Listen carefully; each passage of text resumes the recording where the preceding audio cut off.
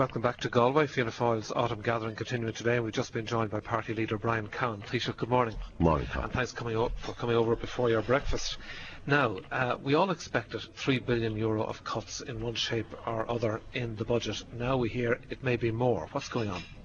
Well, there's nothing going on. I think just the Minister of Finance is clarifying the fact that $3 billion is at least the figure that we have to deal with. And I think from our point of view, what the whole estimates campaign will be about is, as they begin now, as he speaks to ministers, dealing with that issue and ensuring that the markets are very clear, and the European Commission and our own electorate are very clear that this is the range of adjustment that has to be dealt with. But right now, as you know, first of all, you have an electorate who are just really worried and depressed about the way things are going, and they expected this figure of $3 billion. You have the markets, you have Brussels, you have the IMF, who've been criticising the government for not being more specific about what's coming. And in the middle of all of this, the government says, well, $3 billion is indicative. It might be more, it might be the same.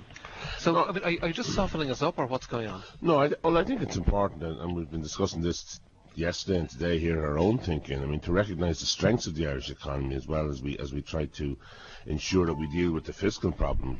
And I mean, there's no question but that any government in Ireland has to close the gap between what's being spent and what's coming in from taxpayers. I mean, that it's not a sustainable position, and people understand that actually and know it. But what I've been emphasising, what we've all been emphasising, is the strengths of our economy. What's the base upon which we can grow and recover? And the real issue for us has been, having dealt with this sort of economic tsunami in 2008 and 2009, we've stabilised the situation. Our budgetary plans are on target. We don't know what they are. It was going to be $3 billion. Now it might be more. No, I think. So what are you? I mean, people talk. You know about the need for certainty, and you know the difficulties in relation to Anglo-Irish Bank. And here you are your finance minister, coming in and you know, opening the door to who knows what. Could be $3 billion, could be $4 billion. I think the media, with respect, the media get into word games here, and I think it's important that we avoid them. What we're talking about is dealing with the EU plans that we have to cut our deficits in line with what we've said. And as Brian Lennon has been saying, the minimum of what we're talking about is €3 billion. He's now entering an estimates campaign with his ministers, but he's setting out very clearly the seriousness of our intent. And should there be any doubt about either at home or abroad that this government is not committed to dealing with the plans it has agreed, he's making it very clear that we will deal with them. Would you hope to cut more if you could? Well, unfortunately, I've been looking at the Fine Gael policy insofar as I can decipher it, and others, and indeed, and they were suggesting that the adjustment would be on the expenditure side totally. Would you like to cut more than $3 billion if you could, if that was feasible? Look, we will do whatever is necessary to ensure that fiscal stability is returned to the country over a period of time. It won't be done overnight. This year's budget will not solve the problem in any event in terms of whether it's $3 billion or $3.1 billion or $3.2 billion or anything else. And I think it's important that people will understand that for every €5 we're spending, we're taking in €3 in exchequer returns. All right, but can you rule out anything, by the way? Could you rule out $4 billion? We're not talking about adjustments of that nature. What we're talking about is ensuring that people understand that this government is determined to meet the agreements it has reached with the European Commission, and to do so in a way that is credible and that is making sure that we deal with the deficit. In rough terms, we're talking $3.5 billion. Look, Cathal, you're long enough in the game to know that when we're starting our estimates campaign, the Minister of Finance is making it very clear that the €3 billion is not an illusory figure. In fact, it is the basis upon which we're going to discuss these terms. And it won't be 4.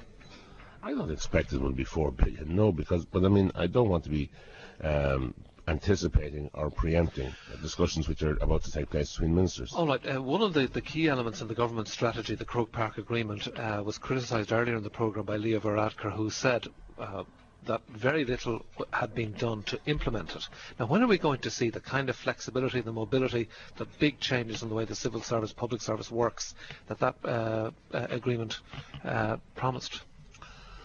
Well, what's going to happen now, of course, is what people need to know is for next year, we're beginning discussions at the moment as to what our budgets will be for next year. And what we have to do is align the estimates campaign with the industrial relations agenda. And what that will involve is where every department will be setting out, based on the amounts it will be able to have next year, it will be dealing with its own management and its own personnel and its own staff over coming months, explaining that simply we have to get more from less. We want to avoid impacting on those who require the services. It's during the course of this Decimus campaign that we'll be ending up with a situation where the allocations that will be made will require the implementation, in many respects, of the the Croke Park Agreement, which is about redeployment, it's about better work practices. When would that happen? Next year? Of course, it'll begin next year. We signed the agreement in June. A couple of other things in relation to yourselves and the Greens. One is and it's in the revised programme for government, the agreement to bring in legislation on corporate donations. Have you reached agreement with them? When are we going to see it? Oh, again, that is legislation that's in place. That's legislation that's in preparation.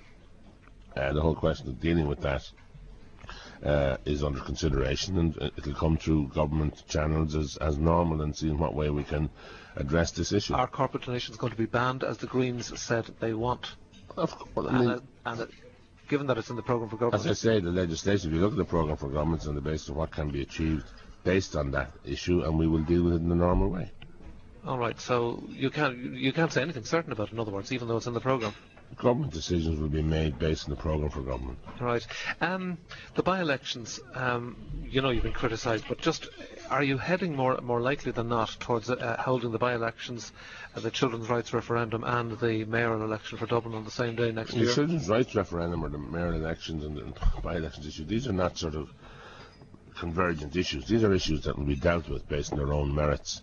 The children's referendum issue, we have a report from the committee involved. A lot of detailed work has to go into that as to how we can deal with it and what way we'll deal with it. But it shouldn't be assumed that all of these matters can be handled and that they're fait accompli in terms of the amount of work that has to be done on them. All right. Did you ever think, by the way, of going to John Gormley and saying, I know you think this is a good idea, but come on, another mayor, another car, another office, another set of executives around them.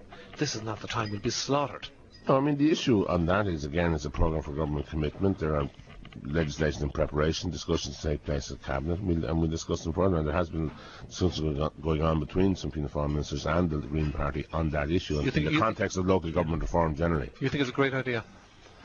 The government is committed to that proposal in the programme for government, and like any other commitment, it has to be dealt with in that basis. Is it a great idea? I think it is a good idea if you can bring together a coordinated mayoral position that will deal with the whole planning and other issues right throughout the Dublin city and county. Final question, Taoiseach. We spoke earlier in the programme to people who voted for Fianna Fáil in the last election. Some of them will vote for you again, some of them absolutely won't. One of those who wouldn't was a young person in Galway who said, I've no future as a result of what they've done. I've just graduated. I've no job prospects. I'm just wandering around the streets of Galway. Now, they don't all have degrees, but there are over 400,000 of those people. You can, and Enda Kenny can argue in the usual political kind of slang and match about whether it take 10 or 20 years. What can you say to the 400,000 of those people who see no prospect, short of emigrating, of something changing in their lives? No, there is hope for the future, Cathal. The whole purpose of our budgetary policy is to stabilise the situation after the economy contracted by 9% in 2009. We've stabilised the situation this year, and we have prospects of growth been spoken about not only by the ESRI but by international people like IMF and others. This country will get back on track. There are no soft option politics available to us. Yes, there are difficulties ahead, but I want to assure him and others, the person that you're speaking about, excuse me, the person you're speaking about, herself and others. Yes, there is a future for this country on the basis of growth, on the basis of recovery, on the basis of doing what's necessary to get the show back on the road. On the likely maths, she might as well emigrate. There's no chance if you get off her. Defeatism, Cathal, will not solve this problem, whether it's in your organisation or anywhere else. Defeatism will not get us out of this situation. What will get us out of this situation is a preparedness by a government to do what's necessary to get this country back on track. Yes, there will be cutbacks, as you say. Yes, there will be things that have to be done. There will be new ways of having to deliver services. But we all have to get in behind it and make sure we do it, because it's exactly about that, by the way. It's about how do we secure our kids' future, and that's why we have to go ahead and do what we have to do. Taoiseach Brian Cowen, thank you for talking to us.